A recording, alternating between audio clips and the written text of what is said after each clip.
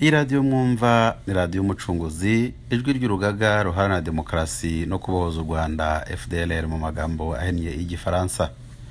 Shuti kandi bakunzi ba radio umucunguzi, turabasuhuje kandi tubifuriza amahoro y'Imana. Nyuma yaho habereye igikorwa cy'ikinamico mu Rwanda bise amatora ya Perezida wa Repubulika, twateye akajisho hirya no hino ngo turebe icyo abanyarwanda babivugaho. Benshi baravuga ko iri kinamico ryahereye ubwo bategetse abanyarwanda kwandika amabaruwa bakabakorera ibiseke bajyanaga mu nama ishinga amategeko ngo basaba ko itegeko nshinga ryahindurwa kugira ngo Paul Kagame abonereho kongera kwiyamamaza ku mwanya wa Perezida wa Repubulika. Benshi mu banyarwanda twavuganye nabo rero baravuga ko nta munyarwanda n'umwe wigeze asaba ko itegeko nshinga ryahinduka, ahubwo nk'uko FPR isanzwe bikora ni tekinika bakoze, ni imigambi yabo bari barakoze kuva kera na kare, maze bagashiraho abaturage igitutu bakabicara ku gakanu maze bakabandikisha amabaruwa bakabakorera ibiseke bakabijyana mu nama ishinga amategeko bavuga ko ngo bari gusaba ko itegeko nshinga ryahinduka, kandi mu by'ukuri nta muturage wigeze abisaba. None se aba baturage baribwa n'ingona muri Nyabarongo bagiye kwishakira amazi nibo baba barasabye ko itegeko nshinga rihinduka kugira ngo ingona zirusheho kubarya? Abazunguzaji birirwa bicwa mu mujyi wa Kigali bashaka icyo birira se nibo baba barasabye ko rihinduka kugira ngo noneho barusheho kwicwa? None se itegeko nshinga wasaba ko rihinduka mu gihe ubutegetsi buriho bukomereye nabi, ugasaba ko rihinduka kugira ngo burusheho gushimangira imizi yabwo? Biro ni ikinyoma gikomeye cyane. Nta munyarwanda n'umwe wigeze asaba ko itegeko nshinga rihinduka, n'ibyo FPR yikoreye ku bushake bwayo nk'uko isanzwe ikora. Rero iyegera abaturage ikabashira imbunda ku gatwe maze ikabavugisha ibyo badatekereza. Reka twumve Joseph Sebarenzi wahoze ayobora inama ishinga amategeko kuva mu 1994 kugera mu 2000. Twumve icyo avuga kuri aya matora ya Perezida Kagame wahinduye itegeko nshinga akarigiramo umwenda wo kwambara umukwiye. Kirikira itegeko nshinga rya Repubulika y'u Rwanda, ahubwo ryahindutse umwenda Paul Kagame agomba kwambara. Y'ukuri ntabwo ari amatora ahubwo ni ikinamico. Nkibaza ndetse ahubwo isomo biha abana bacu bakiri bato bakura. Kuki mubyita ikinamico? Ni ikinamico kubera ko buri wese azi ibizaba muri aya matora. Na Perezida Kagame ubwe yivugiye yuko nta shiti ko ari uzatorwa. Frank Habineza amaze gutora yavuze ko yizeye ko azabona amajwi 70%. Azi neza yuko bidashoboka. Mu by'ukuri ntabwo mu gihugu cy'u Rwanda nka kiriya cyanyuze mu macakubiri kigifite ibibazo byinshi, ntabwo Perezida Kagame ashobora gutsinda amatora nyamatora, kuko afite abanzi mu moko yose, afite abanzi mu batoya no mu bakuru. Ariko bitewe n'ubwoba yashyize mu mitima y'abanyarwanda, yabakuye umutima, bagomba kwitabira amitingi ze, bagomba kwitabira amatora, ndetse bakanumva ko bagomba no guhenda hari no gutora kuko nta kundi babigenza. Ariko abashyigikiye ishyaka rya FPR bavuga ko Perezida Kagame, abanyarwanda benshi bavuga ko kubera ibintu byiza yagejeje ku Rwanda, cyane cyane umutekano n'iterambere, yagombye gukomeza kuyobora u Rwanda muri myaka iri imbere, kandi ko abaturage bamushyigikiye. Icyambere cyo ngira ngo nta nubwo abantu bakwiriye kuvuga ngo Kagame nta kintu yagezeho. Hari ibintu mu by'ubukungu, hari ibintu byo kuzana umutekano bya bindi bita negative peace, mbega by'umutekano hejuru bihari. Iya mihanda yo kuva Kigali kageza Gisenyi, za Cyangugu na za Mutari, ni wese yubatse yarabisanze n'ibindi byinshi abantu n'undi yari kubikora. Turi mu gihe cy'amatora, si byiza ko umuperezida ajyaho akamara imyaka 20 kubera ko ni byiza ko ubutegetsi buhinduka mu mahoro. Ano matora yo muri 2017 urabona hari aho atandukaniye n'ayabaye muri 2010 ndetse n'ayabaye muri 2003. Yewe ntaho bitandukaniye, ariko hari ikintu gitoya gusa cyajemo kitari gisanzwe. Ni bari abakandida bandi bagaragaye, cyane cyane bari abakandida b'abatutsi nka Diane Rwigara na Gilbert Mwenedata, bikwereka yuko umubabaro abanyarwanda bafite wakomeje kugenda ujya mu ngeri zose z'abanyarwanda bose ku buryo havamo n'abaribona nyine bajyane bahaguruka bagatinyuka kuvuga ibintu abantu bamwe bari no mu mahanga badashobora gutinyuka kuvuga, bakavuga ukuri, bakerekana inzira zakoreshwa kugira ngo igihugu kiyoborwe ku neza ya bose. Icyo ni cyo mbona gishyashya. Nk'uko Joseph Sebarenza bivuze rero nta gishyashya muri ibi bise amatora yo mu 2017 ni ikinamico abantu basanzwe bamenyereye, si amatora ni ikinamico rya FPR Inkotanyi, kuko na Perezida Kagame ubwe yari yanabyivugiye na mbere y'amatora ko ikizava mu matora akizi neza ko nta matora hari ahubwo ari ukwishimisha.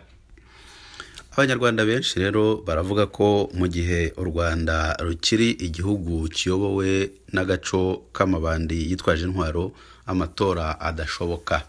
Donc ntabwo bishoboka ko mu Rwanda haba amatora mu gihe u Rwanda ruyobowe n'agatsiko k'amabandi yitwaje intwaro. Katwumva uko Maître Evode Uwizeyimana nawe abivuga muri aya magambo.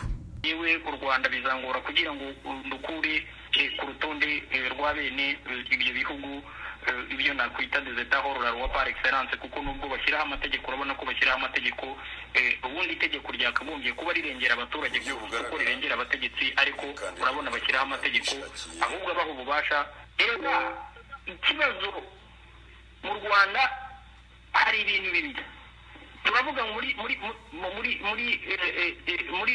itegeko nshinga bavuga ngo ubutegetsi ngo nubwo abaturage kandi ni nabo babutanga, ariko ntitubeshyane twese turi bakuru. Ubutegetsi bwo mu Rwanda bwafashwe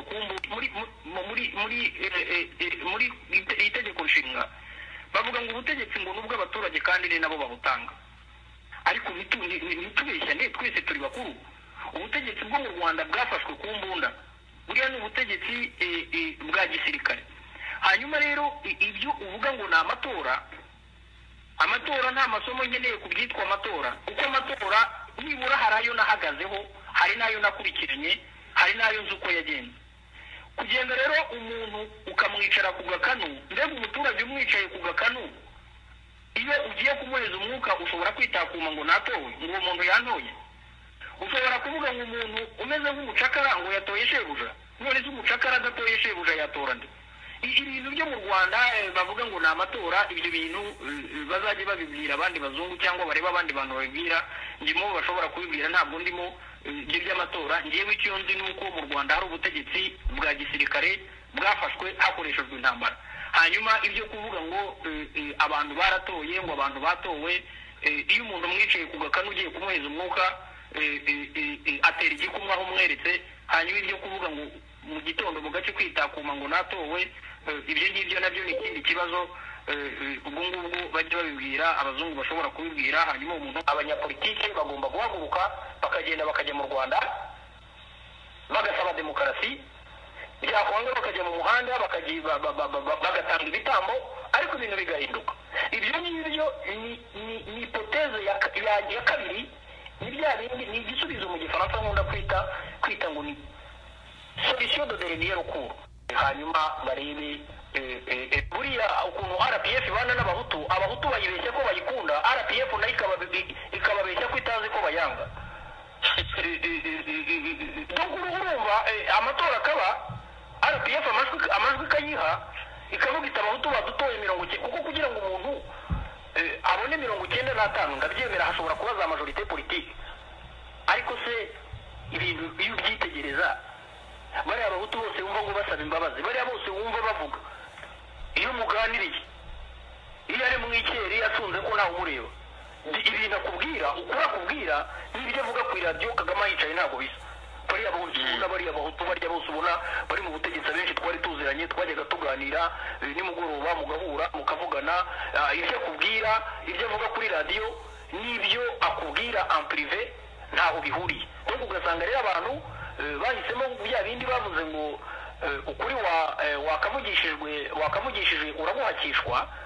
Donc abanyarwanda bize kubeshya, kandi rero n'ikindi kibazo ahantu kiri, quand le mensonge se construit au sommet de l'État, biraguye nanone kubwira abaturage ngo bareke kubeshya kandi n'abayobora igihugu babeshya. Noneho rero haza kuza ikindi kibazo kiza kuvuga ngo iyo abantu kuko abaturage abantu ariko abantu Habyarimana abantu baramubyiniye, abantu bakora za animation, ariko ubonye ukuntu bamuhagurukiye muri 90 muri Kangahe bakavuga ngo nava impundu zizavuga. Donc ni ukuvuga ko iyo umutegetsi abaturage bamuhaye amashyi agomba kugenda akicara agasesengura akareba niba ayo mashyi y'umuturage adahishe uburyarya, kuko hari ukuntu iyo umutegetsi azamutse hejuru, iyo yiteye hejuru, iyo yisimbiza baramusimbiza, ariko uzarebe yikubise nk'umukino gato bamurundaho ibinongo n'amabuye menshi. Donc abaturage rero ni ukubitondera, cyane cyane abaturage abanyarwanda uko nababonye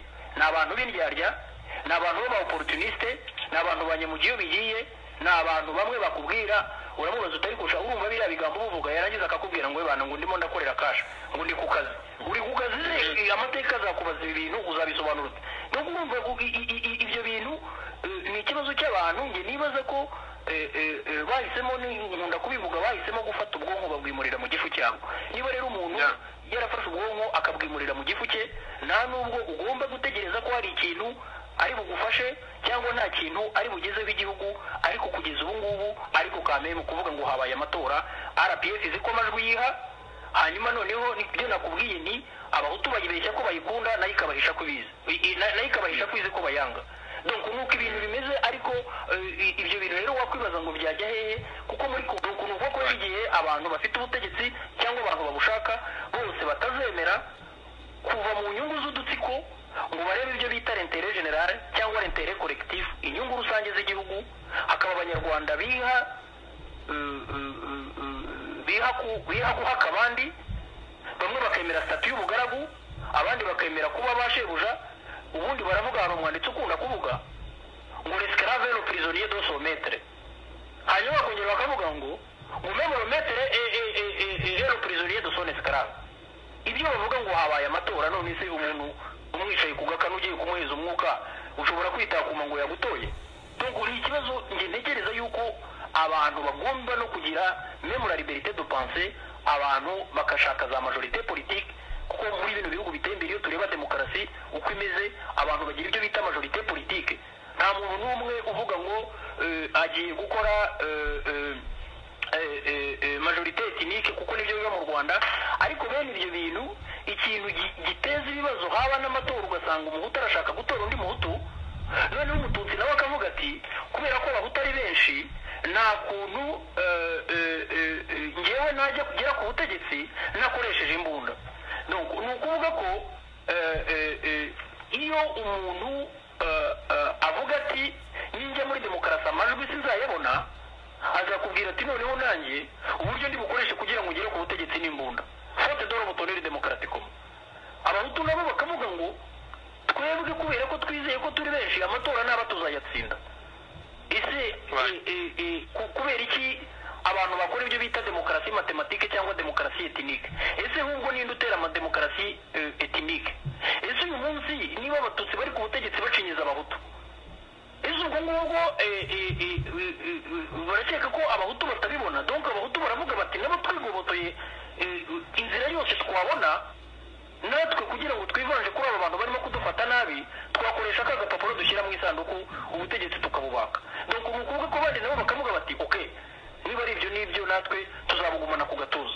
Nge nkaba ntekereza ko ari nacyo kibazo cyabaye muri biriya bintu bya Arusha, aho abantu bakoze imibare, RPF igakora imibare, kuko bavugaga ko nyuma y'iriya transition hazaba amatora, noneho nyuma bavugaga amezi 22.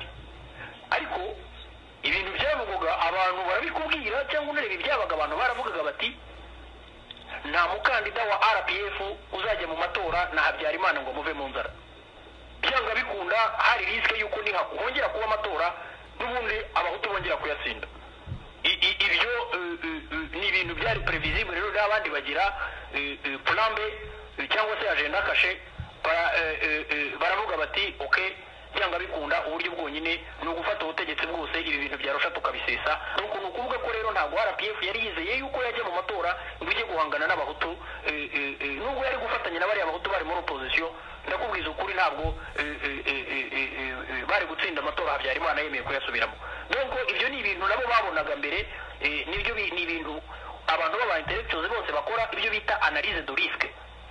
Abandi bahutu bazakoresha bavuga bataba abantu nibo bateje intambara yatumye mupfa, noneho abantu bose bavuge bati okay, RPF ikavuga iti aya matora ikizavamo niki, bo basoboraga kureba bakakibona. Nuko rero ku buryo nge nibaza yuko ari nacyo kintu cyatumye biriya bintu byarusha babisenya, kuko babonaga ko nta kundi babivamo. Ariko ngewe nkareba nkavuga ni nshuti kandi bavandimwe mukurikiye radiyo umucunguzi, rero turabamenyesha ko uyu yari Evode Uwizeyimana vuga ko hari abanyarwanda bamwe na bamwe bafashe ubwenge bakabwimurira mu gifu, ariko nawe ubwe ntibyamubujije gufata ubwenge bwe akabwimurira mu gifu. None ubu akaba asigaye avuga amagambo atandukanye nayo yavugaga mbere. Amagambo avuga uyu munsi rero nayerekana nawe ubwe ibyo yivugiraga ko abantu bahitamo gufata ubwenge bwabo bakabwimurira mu gifu. Reka tumwumve. Zitandukanye mu buyobozi bw'igihugu cyacu bansabye, sinzi niba umuntu yabyita ngo ni ikiganiro, ariko bansabye ngo nyiri icyo mvuga ku rugendo rw'imyaka 20 ya Unity Club. Turavuga ubumwe bw'abanyarwanda abantu barimo bageraho kubera ubuyobozi bwiza urangajwe imbere namwe nyakubahwa Perezida wa Repubulika. Ubuyobozi buzana buri inclusive, buzanamo buri wese, n'uwakosheje na Evode n'abandi bashobora kuba wenda bafite amateka adasobanutse, ariko nkibaza ko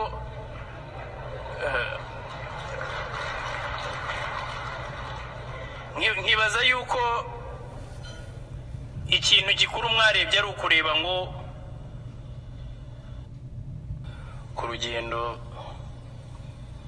rw'imyaka 20 ya Unity Club turavuga ubumwe bw'abanyarwanda abantu barimo bageraho kubera ubuyobozi bwiza urangajwe imbere namwe nyakubahwa Perezida wa Repubulika. Ubuyobozi buzana buri inclusive, buzanamo buri wese, n'uwakosheje na Evode n'abandi bashobora kuba wenda bafite amateka adasobanutse, ariko nkibaza ko uwo rero ni Evode Uwizeyimana wemeza ko nawe ubwe ngo yakosheje, wemeza ko adasobanutse, wemeza ko ubwenge bwe yabushize mu gifu, ubu akaba avugishwa n'inda. Turakomeje rero tureba nanone ibyo ko abanyarwanda bavuga nyuma y'uko Perezida Paul Kagame atekinitse itegeko nshinga agategekenika amatora, noneho ubu akaba ari umwamuganje yariyimitse. Abanyarwanda se barabibona bate, barasaba iki se? Reka twumve bamwe mu banyarwanda icyo babivugaho. Mu Rwanda kandi nyuma yaho Perezida Paul Kagame yongeye gutorerwa indi manda yo kuyobora u Rwanda mu myaka 7 iri imbere, niki abanyarwanda bamwifuzaho, niki basanga yashiramo ingufu kuruta. Bimwe mu byo bifuza ko yarushaho gushiramo ingufu babibwiye Ijwi ry'Amerika mu kiganiro bagiranye n'umunyamakuru wacu uri Kigali Eric Bagiriye ubusa. Yewe rwose ikintu cya mbere nifuza muri ino myaka 7, icyambere imibereho myiza y'abaturage mbere na mbere. Niba hari abantu babayeho nabi gutyo kuri urwo rwego, kubona ifunguro ku munsi umuntu akarya 2, hari abantu bigora. Uzi ko hari abantu barabatanariye, aho ngaho kumva byagenda bite? Ese no gushyiramo inkunga kuri abo bantu badafite imirire, agashyiramo inkunga kugira ngo nabo babone ukuntu bari. Kisirtu ku bantu wenda bacuruza nk'udutaro, hajya gucuruza bamushyira mu isoko, nk'ubu hari abatanze amasoko bakoreramo, ariko abantu bose bariramanta barajyamo, nta kintu ngo bacuruza, ngo barabona ntacyo bibamariye, nanone bangiza babakubitireho gusora, kwishyura ibibanza, kugira ute bikabagora nyine. Hari raporo y'uko bajyaga babizengurutsa ku mutwe bakabona inyungu irenze iyo babona biciye mu isoko. Nazishyire mu kugabanya imisoro. Gute? Yorohereza abacuruzi b'abanyamahanga baraborohereza, ariko abacuruzi bacururiza mu Rwanda ntago baborohereza. Imisoro se ko ari yo n'ubundi yubaka ibikorwa remezo. Iyo yubaka ibikorwa remezo, ariko bagerageze nese niba dutakisa menshi twebwe tugapfa zabimaze. Nyine pe ntako atagize. ariko ashyira ingufu no mu byaro kuko ngubu nawe urabibona imihanda reba ivumbire tuyahane tugeze mu misatsi ahantu hose sibyo urumva gutega ukagera Nyabugogo uragira isoni zo kugenda muri bisi byewe ibikorwa remezo aho imihanda idakoze uri ijye kuri izindi sector zose mbona nta kibazo nko mu burezi yes mu burezi ikigoro bahindura uko biboneye wenda ku ruhande rumwe ngenda reba ni general ntago ndeba wenda kuntuzima wenda mu burezi nko mu cyaro wenda yoroheje bana kwiga amashuri hafi sibyo ariko bagire fix uburezi bwo mu Rwanda ntago bufite ahantu buhagaze hamwe ejo mu gitondo baratangira ngo turiga mu Gifaransa ejo ngo mu Cyongereza ejo bundi ngo ishuri ngo ntago tukiga ikinyarwanda ejo ngo muzagikora mu cya leta ejo bundi gusa wenda yongewe ne stability hari no kuvuga iyo mwumva neza mu burezi harimo akavuyo kenshi cyane iyo bahinduye umuyobozi azana amatwara iyo azanye amatwara ntago azashimangira yundi yari afite ahubwo aza akuraho yundi yari afite noneho bikaba akavuyo mbega ntibigire hano mu mibereho myiza y'abaturage rwose urabona nk'ubu hari ibintu byaje rata mu midugudu barabwira ngo nyuma y'umuganda ngo tugende ngo abantu b'urubyiruko tujyane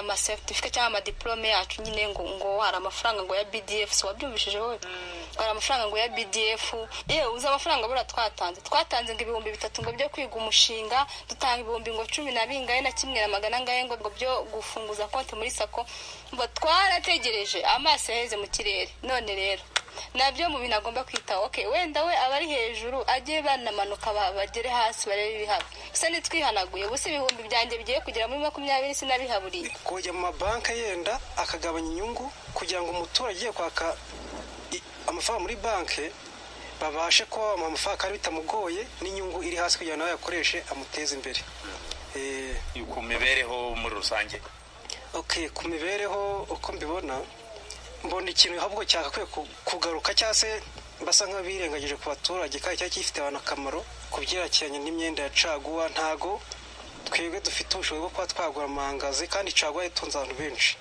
nkumva ko byibura adukora ubuvugizi caguwa ikaba yagaruka byafasha abantu benshi wowe ukabyumva ute kuri perezida Paul Kagame mu myaka 7 agiye gutegeka imibereho myiza ku mibereho no kubona ko abantu benshi basubiye mu bushomeri kubera caguwa yabuze uramuna umuntu barafite yarakora acuza caguwa atunze umuryango ari umwana ubu kigaragara cyo umwana yaricaye undi nawe yese agira ate niba akoraga 5,000 mu caguwa cyangwa 2 yasuye gusaba ikiyede mugende bahura ari benshi wanakibona none ejo ntukibona ugasanga rero ndumva ko wagaruye caguwa rwose yabagize adukoreye cyane twabasha natwe kumufasha mu kwesa imihigo umuntu arimo gufata ubutaka yahawe n'ababyeyi ashira umwaka kwa butaka nta ushobora kubuhinga ibihingamo ibijumba bimwe mu mwaka akaza akavuga ati ubutaka ugomba kubusorera murajya gusora amafaranga barimo kukubaza ugasanga yewe ibyo wahinze nta na kimwe cya kabiri cyayo bavuga ngo wasarura cyangwa uzunguka akenshi ikintu twabona byadufasha buryo ki yakora imisoro irimo kugenda iteye ubwoba kuko ntago wavuga ngo wari umuhinzi ubusambu bihingamo ibijumba mu kuhingamo ibijumba ntiwamenya ngo